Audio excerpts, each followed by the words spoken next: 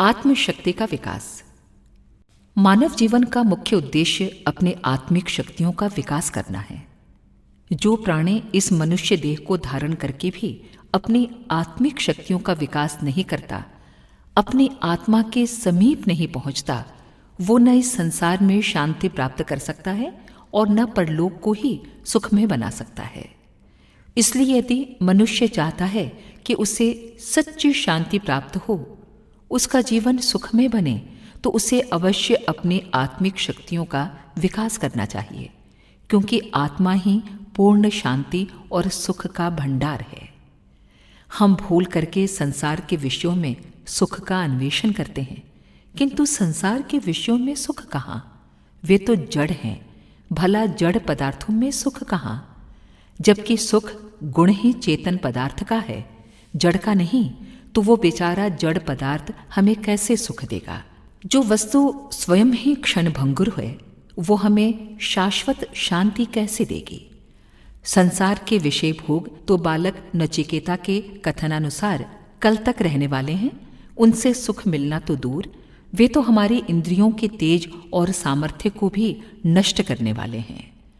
सांसारिक विषयों में जो कुछ थोड़ा सुख का भाव भी होता है, वो भी हमारी आत्मा का ही सुख है, उन जड़ पदार्थों का नहीं। हम अपनी आत्मा के ही सुख को संसार का सुख समझकर उनमें भटकते फिरते हैं। अखंड ज्योति, अक्टूबर 1940, पृष्ठ 13।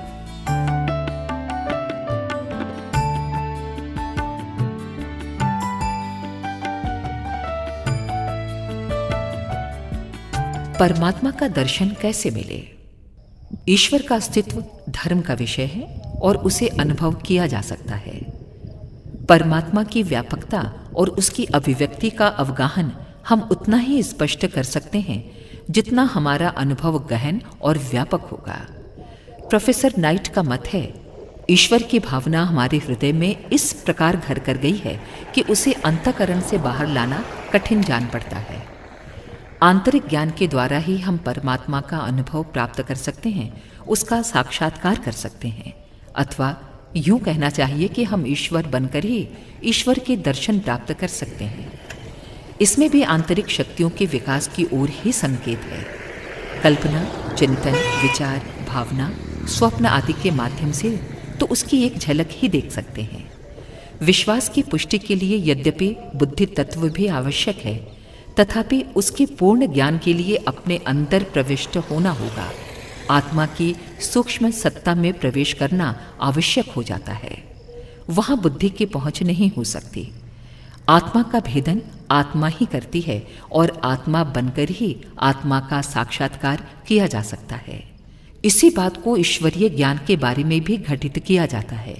ये ऐसा ही है जैसे कोई ये कहे कि एक बूंद समुद्र में मिलकर अपने आप को समुद्र अनुभव कर सकती है, पर अपने बूंद रूप में समुद्र की गहराई का मापन नहीं कर सकती। अखंड ज्योति, जून 1966, पृष्ठ 3-4।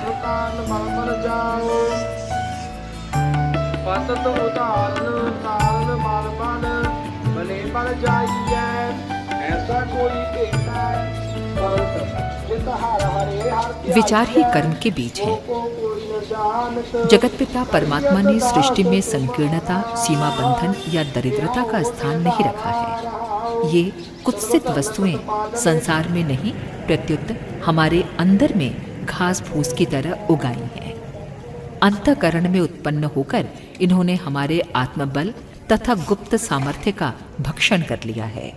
यही कारण है कि अनेक व्यक्तियों में शरीर का परिवर्तन तो स्पष्ट दिखता है, किंतु मन, बुद्धि, अंतःकरण एवं समृद्धि का विकास किंचित मात्र भी दिखाई नहीं देता। इस जगत में दुख देने वाली एक ही सत्ता है और वो है मनुष्य का दुष्कर्म। विचार और कर्म में कोई भेदभाव नहीं है। विचार बीज है और कर्म उसी बीज से उत्पन्न हुआ वृक्ष। सुख दुख उसी के कड़वे मीठे फल हैं। परम शोक का विषय है कि समृद्धि के भंडार इस जगत में रहते हुए भी हम अपनी आत्मा को संकुचित कर डालते हैं। उसमें दुर्दैव के निरुत्साही विचार भर लेते हैं और भयपूर्ण दरिद्रता और गरीबी के टूटे फूटे विचारों में लिप्त रहते हैं। जितना ही अधिक हम दरिद्र संस्कारों से चिपकते हैं, उतने ही अधिक दुखी बनते हैं। ये हमारी सबसे बड़ी गलती है।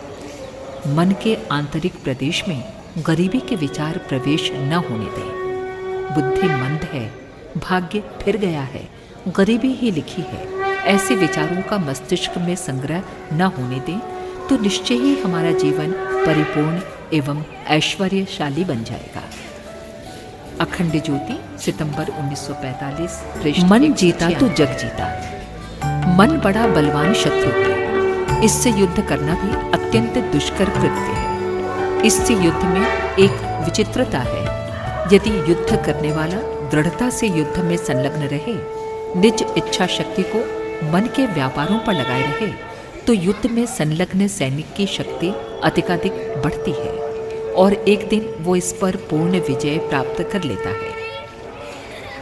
मन को दृढ़ निश्चय पर स्थिर रखने से मुमुक्षु की इच्छा शक्ति प्रबल होती है। मन का स्वभाव मनुष्य के अनुकूल बन जाने का है।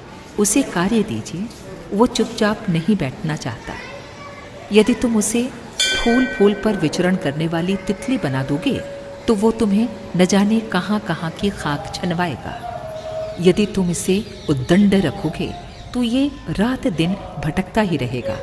पर यदि तुम इसे चिंतन योग्य पदार्थों में स्थिर रखने का प्रयत्न करोगे तो ये तुम्हारा सबसे बड़ा मित्र बन जाएगा। जब जब तुम्हारे अंतःकरण में वासना का प्रबल वेग उत्पन्न हो, निश्चयात्मक बुद्धि को जागृत करो।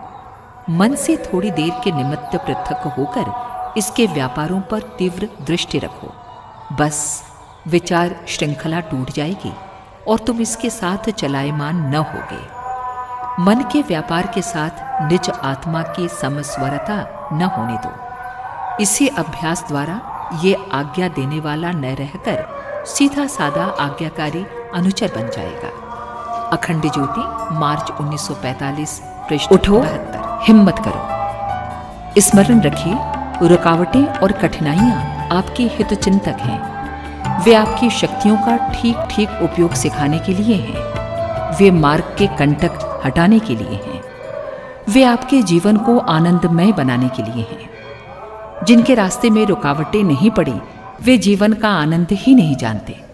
उनको जिंदगी का स्वाद ही नहीं आया। जीवन का रस उन्होंने ही चखा है जिनके रास्ते में बड़ी बड़ी कठिनाइयां आई हैं। वे ही महान आत्मा कहलाए हैं। उन्हीं का जीवन जीवन कहला सकता है। उठो, उदासीनता त्यागो, प्रभु की ओर देखो। वे जीवन के पुंज हैं। उन्होंने आपको इस संसार में निरर्थक नहीं भेजा। उन्होंने जो श्रम आपके ऊपर किया है, उसको सार्थक करना आपका काम है। ये संसार तभी तक दुखमय दिखता है जब तक कि हम इसमें अपना जीवन होम नहीं करते। बलिदान हुए बीज पर ही वृक्ष का उद्भव होता है। फूल और फल उसके जीवन की सार्थकता सिद्ध करते हैं। सदा प्रसन्न रहो। मुसीबतों का खिले चेहरे से सामना करो। आत्मा सबसे बलवान है, इस सच्चाई पर दृढ़ विश्वास रखो। ये विश्वास ईश्वरीय विश्वास है। इस विश्वास द्वारा आप सब कठिनाइयों पर विजय पा सकते हैं। कोई कायरता आपके सामने ठहर नहीं सकती। इसी से आपके बल की वृद्धि होगी। ये आपकी आंतरिक शक्तियों का विकास करेगा। अखंड ज्योति, फरवरी 1940, पृष्ठ 9।